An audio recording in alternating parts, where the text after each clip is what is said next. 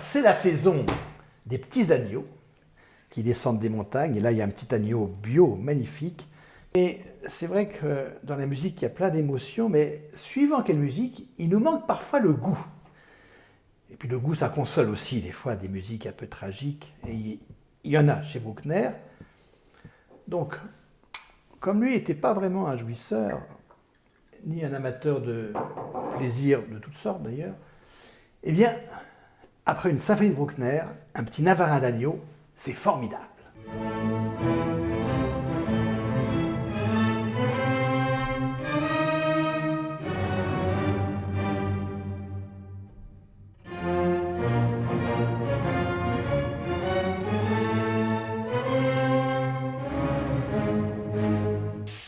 C'est un peu comme dans la musique en fait, il y a les ingrédients de base, la mélodie, l'harmonie, le rythme, puis après, il y a les couleurs. Les couleurs, c'est c'est l'orchestre. C'est une grande masse de cordes, puis les bois, les cuivres. Et chez Bruckner, il y en a beaucoup. Et c'est toutes ces strates qui font que l'affaire est belle.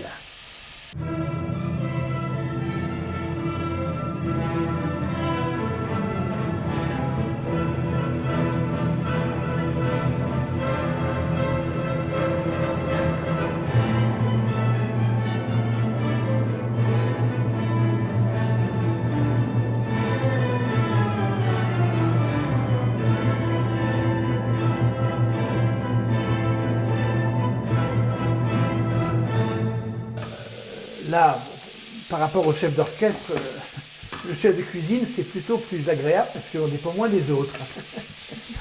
On dépend d'un bon producteur d'agneaux, de bons légumiers, puis après de sa cuisinière dont on connaît un petit peu les ressources. Donc on est à peu près sûr des goûts qu'on va avoir. Avec les orchestres, c'est plus compliqué parce qu'ils sont 100. Moi, a priori, en tout cas c'est ce qu'on croit, je ne produis aucun son, mais mon geste, c'est le son, qu'on fasse ça ou ça, on a un autre orchestre qui sonne autrement.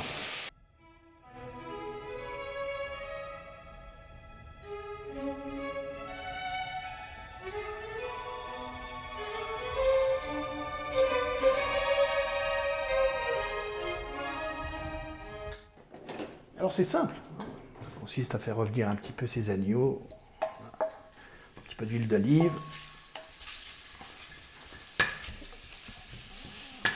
juste un petit peu de fleur de sel. Voilà, puis ce qui compte, c'est les légumes qui apportent la lumière. Parce que ça, c'est un peu sombre, n'est-ce pas? Vous mettez quelques choux-fleurs, carottes, un peu de navets, des tomates, un peu de marron, et vous avez une cuisine presque du soleil pour l'automne. Les couleurs, ça compte.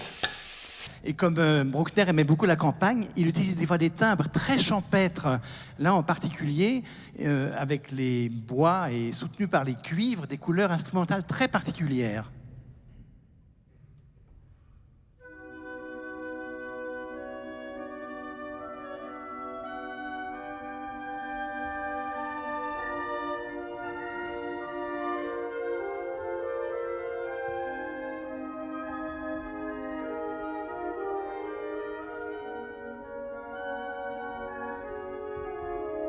Mais évidemment, dans le développement, il ne peut pas résister à le dramatiser. Et là, de nouveau, il y a des observateurs, des témoins, des témoines aussi, je crois que ça se dit. Et ce sera les premiers violons, les altos qui commentent le drame.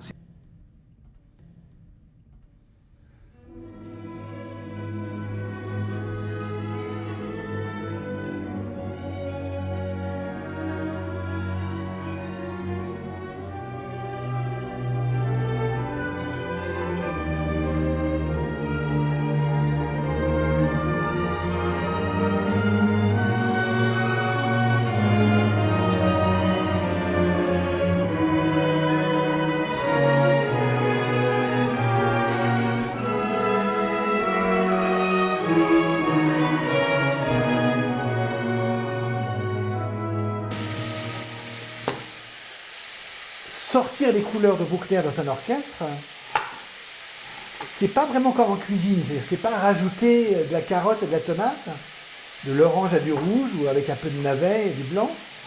C'est plutôt avoir le sens de la transition entre la carotte et le navet. C'est-à-dire de pouvoir faire en sorte que ce soit naturel de changer de clavier comme ça. C'est assez particulier. Il y a assez peu de compositeurs qui font ça. Il y en a bien sûr. Mahler aussi avait le sens de la rupture, mais c'est une rupture beaucoup plus poétique. Celle-là, elle est assez brutale.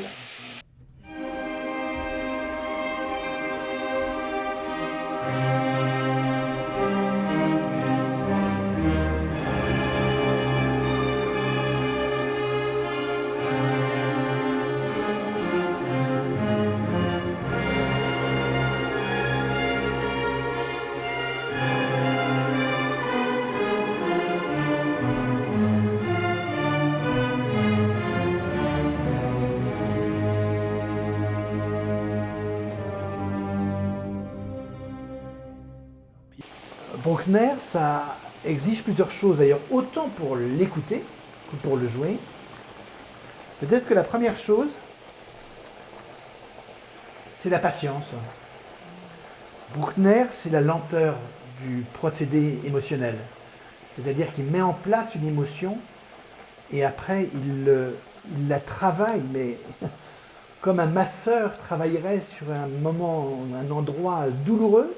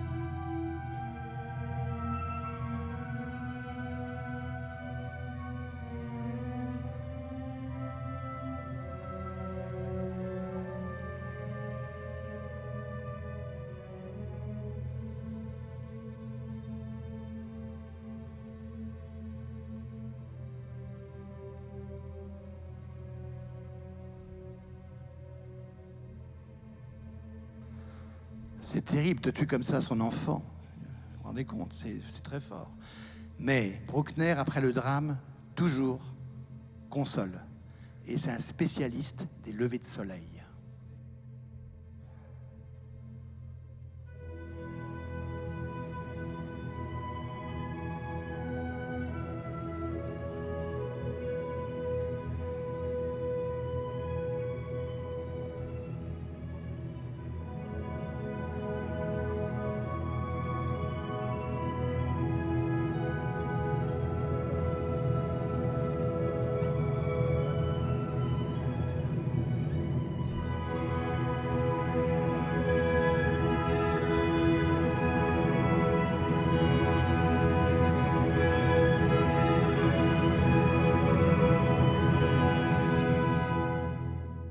Alors, on a beaucoup parlé de Bruckner comme religieux. En fait, il allait beaucoup à l'église parce qu'il était organiste, surtout.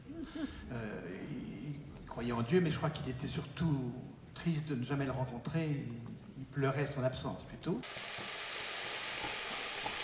Les organistes, c'est quand même des gens un peu bizarres. Ils arrivent au petit matin blême, ils montent dans leur clocher, il n'y a personne, ils sont tout seuls. Les bistrots sont pas encore ouverts, en général. Parce qu'ils répètent avant que les gens arrivent. Et heureusement, quand ils sortent, les bistrots sont ouverts. Je pense que Bruckner, qui n'était pas un guéluron, hein, c'était pas un marrant. C'était. Même je crois qu'au des cuisines, ça devait pas être très. Comment dire, varié ni empreint de goût. C'était quelqu'un d'austère. Il a quand même. Il vient d'une famille assez modeste. Il a été interne à Saint-Florian, ce qui lui a pas mal imprégné son idée de la religion et des valeurs, etc. Donc toutes ces premières compositions, c'était des messes, des motets, des choses plus ou moins à la gloire de Dieu. Et après, il a commencé à faire des symphonies sans parole, mais il avait la cinquantaine presque. Il a écrit 9 symphonies comme ça en assez peu de temps. Et tout d'un coup, de se priver des mots, c'est pas anodin.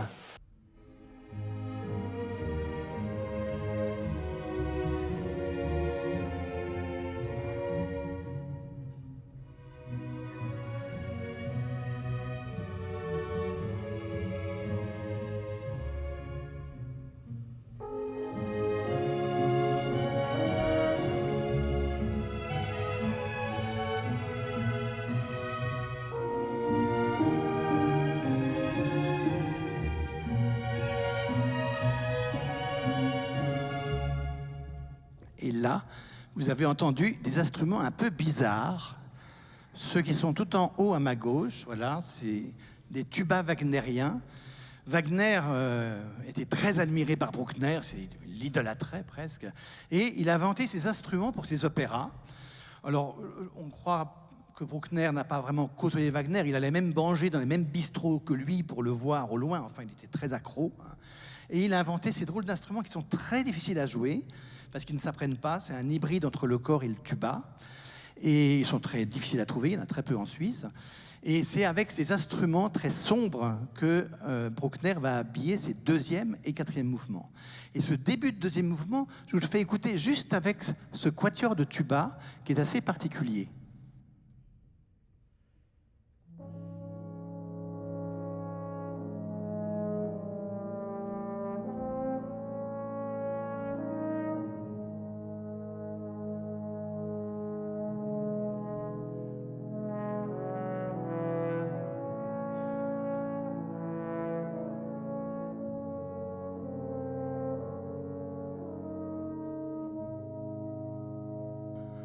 Donc un thème très sombre, qui va bien avec cette couleur sombre, et il la met dans une première exposition avec les cordes graves.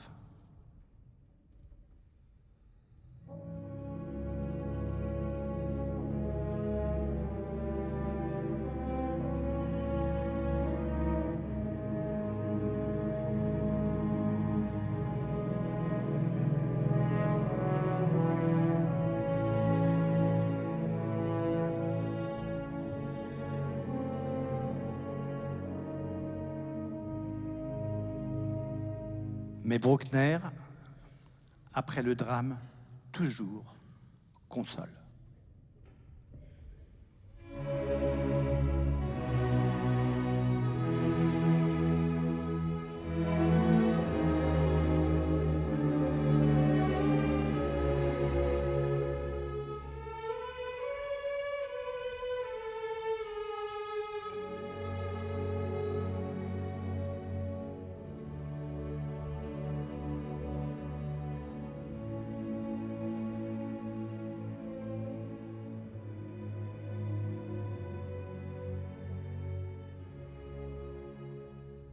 Et au milieu de ce deuxième mouvement, par deux fois, il va nous faire une petite aubade comme ça, très mélancolique, pleine de regrets, presque avec un caractère de paradis perdu.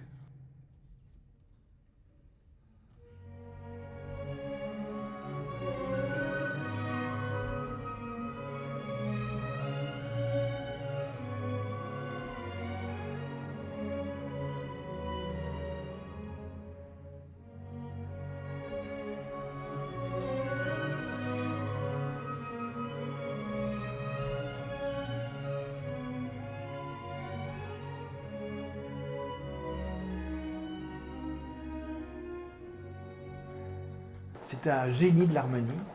Il avait une passion pour transformer la couleur des notes en changeant juste leur habillage, leur accord. C'est pour ça qu'on a toujours l'impression, d'ailleurs chez Bruckner, que les mélodies montent. Il prend chaque note les unes après les autres, il en fait un trépied, qui fait un trépied à la suivante, et on a l'impression toujours que ça monte, toujours chez Bruckner. Alors il y a trois motifs. Le premier. Vous voyez, cette espèce d'obsession qui ne s'arrête jamais. Le deuxième, il y a une trompette en plus.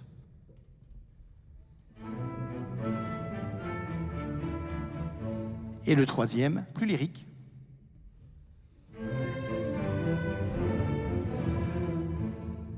Alors, je vous les ai mis les uns après les autres parce qu'après, il fait comme les enfants, il met des morceaux de puzzle dans un machin, il mélange et puis il les met par terre. Et puis, il n'y a pas de lien, des fois, entre les motifs. Donc, il faut s'amuser à reconstruire le truc. Mais il le met quand même une fois dans l'ordre.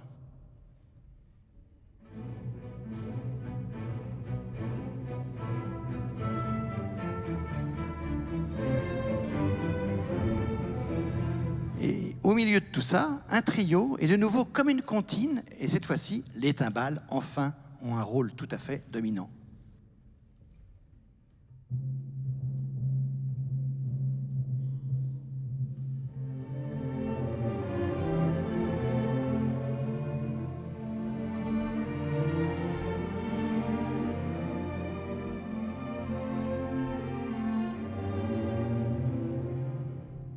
Mais le toutil le plus célèbre de Bruckner, dans ce mouvement, c'est cette espèce d'accomplissement du mélange de l'ostinato, ce caractère obsessionnel, et de ces cuivres triomphants. C'est un grand test quand même.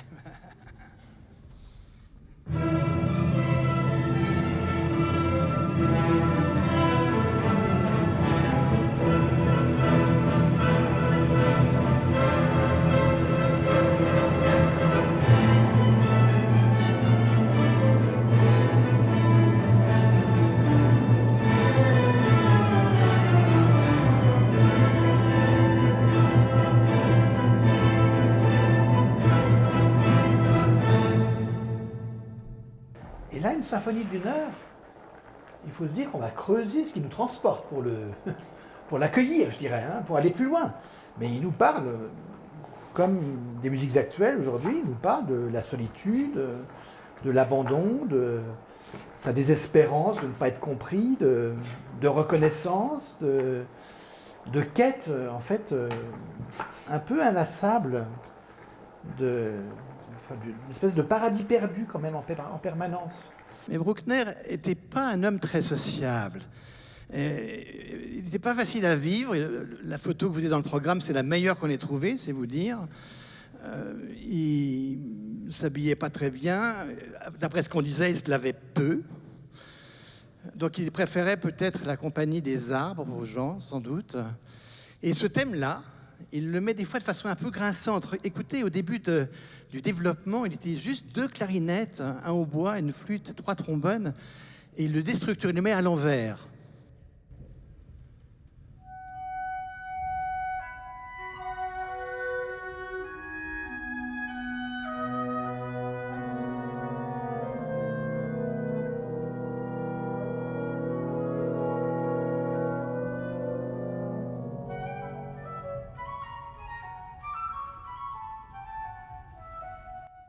Il y avait un témoin, le flûtiste. Très souvent, il y a un deuxième personnage qui commente. C'est très amusant chez Bruckner. Les gens vivent des drames, puis il y a quelqu'un qui regarde, puis qui dit des choses. C'est assez amusant. Et au moment un autre exemple de changement de ce thème, il le met à l'endroit au basse, au cello, et à l'envers au premier violon. Et ils se rencontrent au milieu. Ça donne une sensation de repli sur soi-même qui est tout à fait extraordinaire.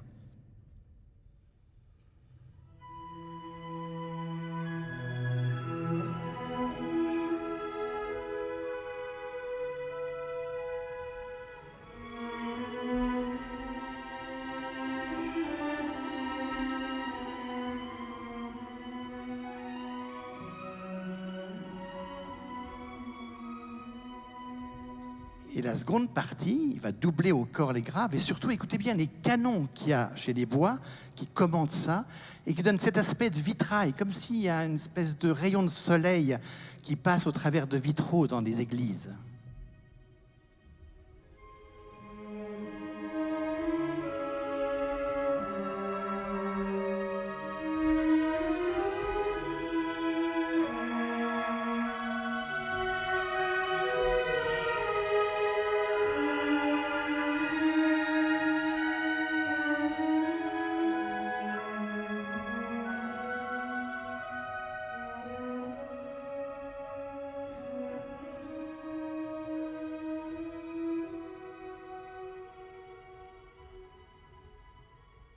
Mais il lui arrivait aussi d'être très violent, de l'utiliser à l'envers avec tout l'orchestre en canon.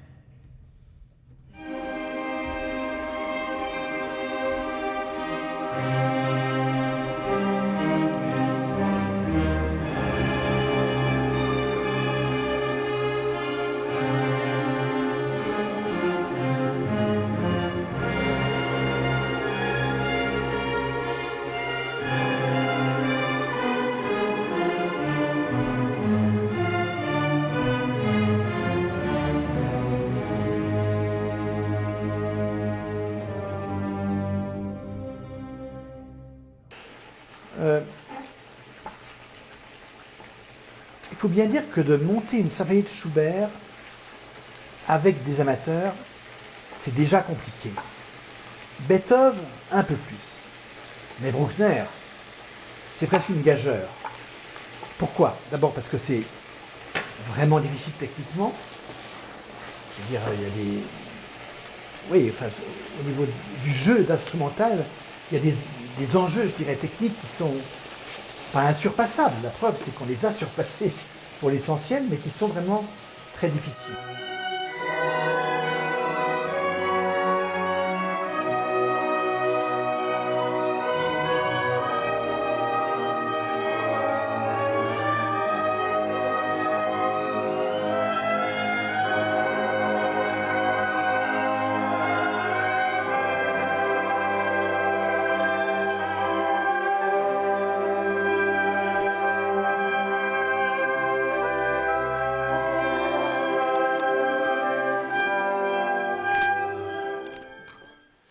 De s'affronter à ça, c'est quelque chose de très fort en termes d'engagement personnel, en fait, des uns et des autres. Et quand on a un orchestre de 100 musiciens, presque, on attend de chacun d'entre eux, c'est pas une masse informe, c'est 94 personnalités qui ont chacun un rapport ou pas avec l'œuvre. Donc il y a toutes ces personnalités qu'il faut amener avec soi pour avoir une espèce d'endurance commune.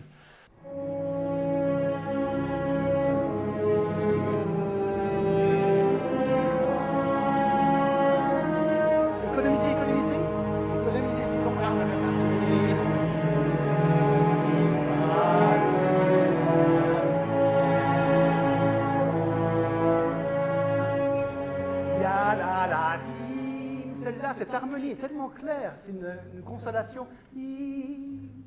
Un travail d'orchestre, c'est en fait autant humain que technique.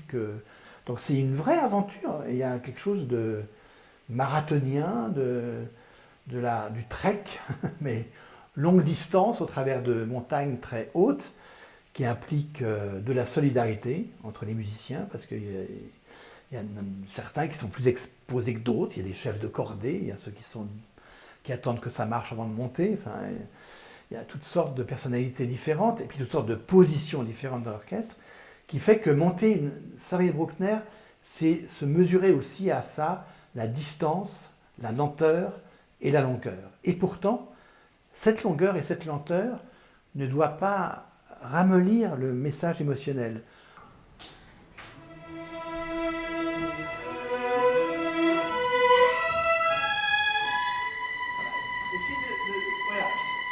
Cherchez dans le son ce côté un peu étirement. Si vous vous couchez, vous regardez le ciel et que tout d'un coup il est là. Hein, et qu'il n'y ait pas de césure. Si on prend un peu de temps avant l'arrivée de la ronde, qu'il n'y ait pas de césure avant. Donc nourrissez bien la dernière noire.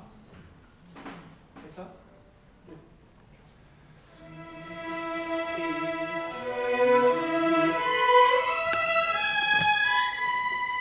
Tenez.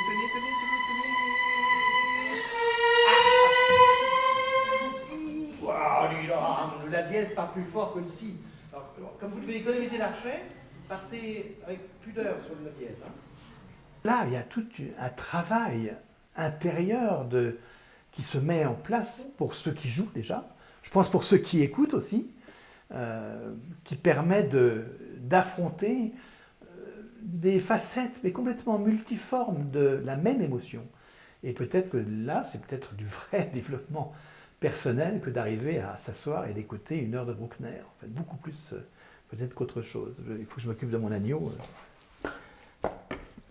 Oui, au-delà des musiciens qui le composent, mais ce n'est pas anodin, parce qu'il y a des musiciens de toutes sortes, étudiants, pas étudiants, il y a des plus jeunes, des moins jeunes, et ça, j'y tiens énormément. Il y a le côté transgénérationnel, trans-tout, en fait, que représente cet orchestre Ozul, est tout à fait remarquable.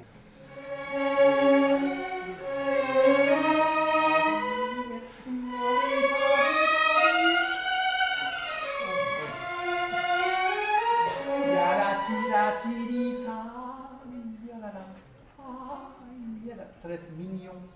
Et on a beaucoup de Lausannois, on a beaucoup de Vaudois, et on a aussi beaucoup de Fribourgeois qui viennent jouer chez nous, qui ont aussi des orchestres à Fribourg, mais qui ont plaisir aussi à venir à Lesul. Donc il y a un côté très rassembleur de cet orchestre, multifacette, qui me plaît beaucoup. Puis à titre personnel, c'est vrai que j'avais longtemps travaillé à Fribourg, j'ai été 18 ans directeur de la Landwehr, et j'en ai un souvenir tout à fait ému. Mais effectivement, la Landwehr de Fribourg m'a aussi appris, moi, à manier ces ensembles de cuivres. La Landwehr, à l'époque où j'étais directeur, on était 100 musiciens, dont la moitié quasiment en cuivre, le reste, c'était 3-30 clarinettes, 5-6 saxophones, 6-8 flûtes, enfin c'était une vraie harmonie équilibrée. Mais c'est vrai qu'il faut arriver à les manier, tous ces cuivres, pour en faire quelque chose d'expressif et pas seulement de l'image de la force.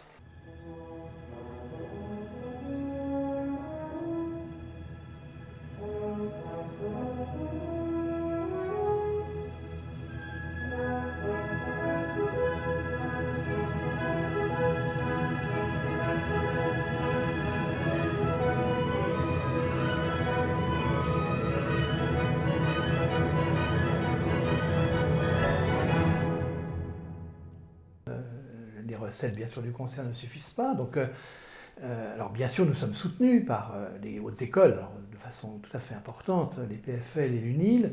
Il y a la ville de Lausanne et Nourset, mais non, bien sûr que les musiciens qui viennent bénévolement sont des amateurs, donc c'est naturel qu'ils soient bénévoles. Par contre, pour une œuvre de cette ampleur, vu la taille de l'orchestre, et que forcément, dans les orchestres amateurs, il y a toujours des instruments où il nous manque du monde. En l'occurrence, c'est surtout contrebasse ou alto, partout ailleurs on a presque ce qu'il faut, mais donc on a besoin de renforts.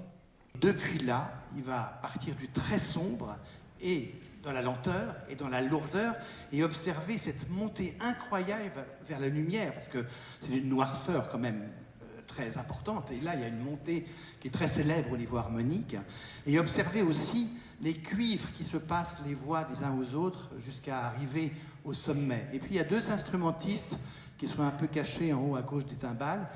Ils sont venus pour une note. Voilà. Alors j'entends déjà les responsables RH de la salle qui se disent mais qu'est-ce que c'est que cette façon de travailler avec ces pertes de productivité? Mais je connais plein de percussionnistes qui donneraient cher pour jouer cette note. Vous allez voir, c'est quand même quelque chose. Et grâce à ces exemples musicaux, ils l'auront joué 2 fois.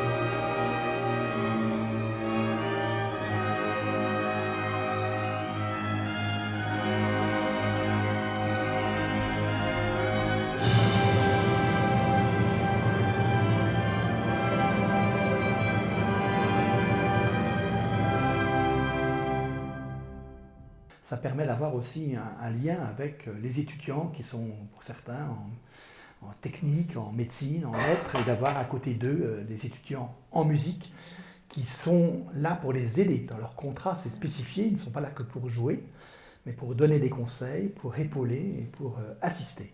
Donc ils ont un petit peu un rôle, je dirais, pédagogique au sein de l'orchestre. On les met même dans des places spécifiques en fonction des besoins et des œuvres.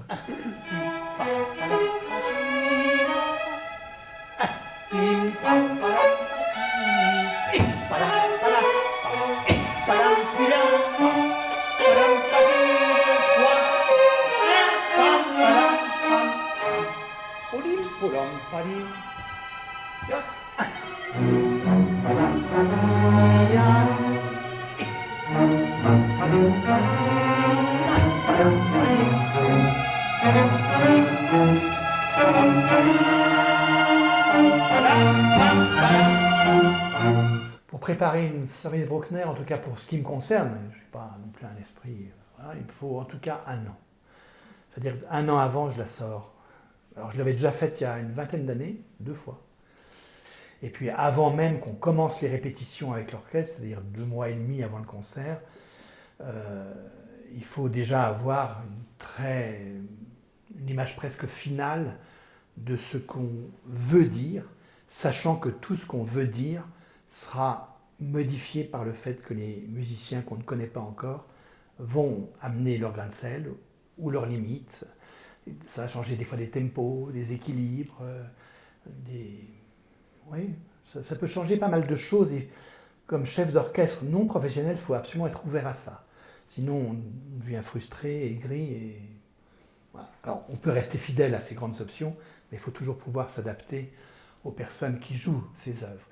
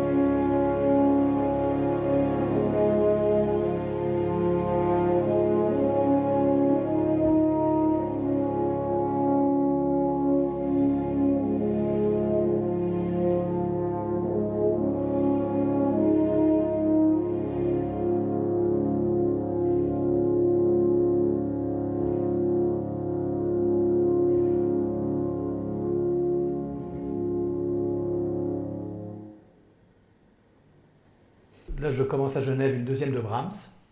Alors c'est amusant parce que c'est le concurrent en direct de Bruckner, qui a fait tellement d'ombre à Bruckner d'ailleurs. Et bon, moi j'adore Brahms parce que c'est les lumières du Nord, les couleurs fondues, enchaînées. On est à l'opposé de Bruckner, mais c'est d'une poésie sans mélange, donc ça que je me réjouis beaucoup. Ensuite, j'ai une septième de Beethoven. Entre-temps, j'ai un programme avec Lausul, Arménie et de l'Est, avec du Moussorski, Khatchatourian, enfin des choses très dansantes.